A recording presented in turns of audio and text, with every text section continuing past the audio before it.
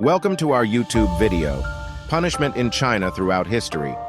Today, we take you on a journey back in time to explore the intriguing and often harsh methods of punishment employed in ancient China.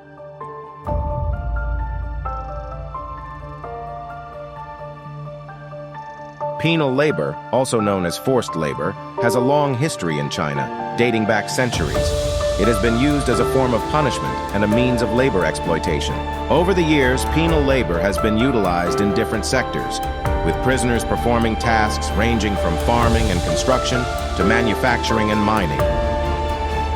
Lian, also known as death by strangulation, held a significant place in China's legal system for centuries. It was seen as a severe punishment reserved for serious crimes. Lian involved tightly binding the condemned person's neck with a rope or cord until they suffocated. It was a slow and agonizing death, intended to serve as a powerful deterrent to potential wrongdoers. This punishment involved boiling the person alive in a cauldron, resulting in an agonizing and gruesome death.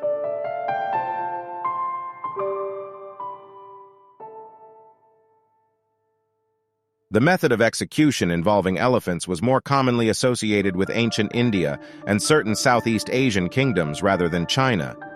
It involved using elephants to trample and crush condemned individuals as a form of public execution. Tattooing the face as a punishment in China has a historical background. During ancient times, specifically the Ming Dynasty, 1368 to 1644, facial tattoos were used as a form of criminal punishment. The practice was known as xizhe, or tattooing the face.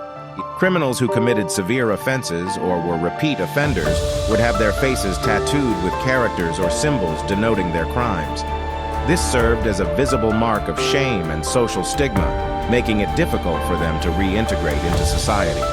The specific designs and symbols varied depending on the nature of the crime. These tattoos often included words like thief, robber, or other indicators of criminal behavior.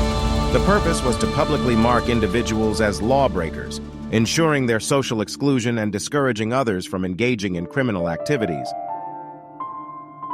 Caning on the buttocks has been used as a form of corporal punishment in China. It involves striking the offender's buttocks with a bamboo cane or rod as a means of punishment. Caning is primarily employed as a disciplinary measure to inflict physical pain and discomfort as a deterrent against committing certain offenses. Caning has a long history in China and is rooted in Confucian principles that emphasize strict discipline and societal order. It has been viewed as a method of enforcing social norms and maintaining public order. Death by slow slicing involved a prolonged and agonizing execution process.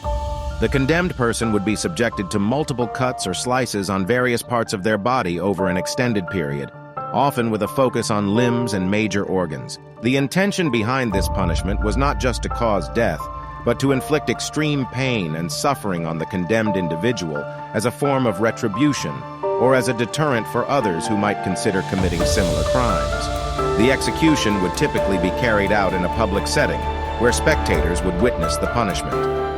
The number of cuts inflicted varied, and the process could last for hours or even days, prolonging the suffering of the person being punished.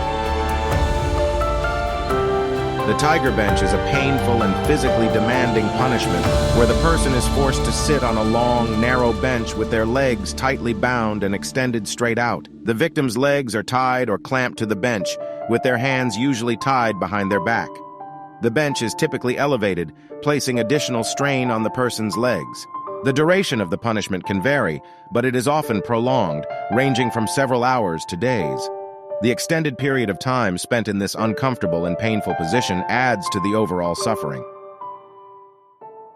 Bamboo torture typically involves restraining a person over a growing bamboo shoot, which would gradually pierce through their body.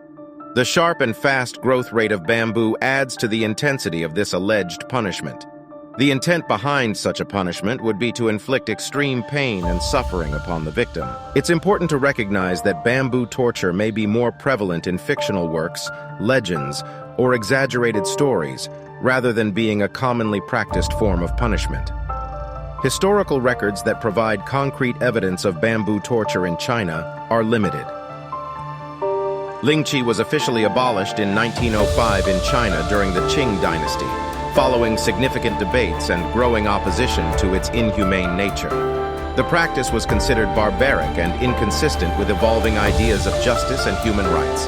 Lynchy and slow slicing are sane. Subscribe to our channel for more fascinating insights into history, culture, and the intriguing aspects of the human experience.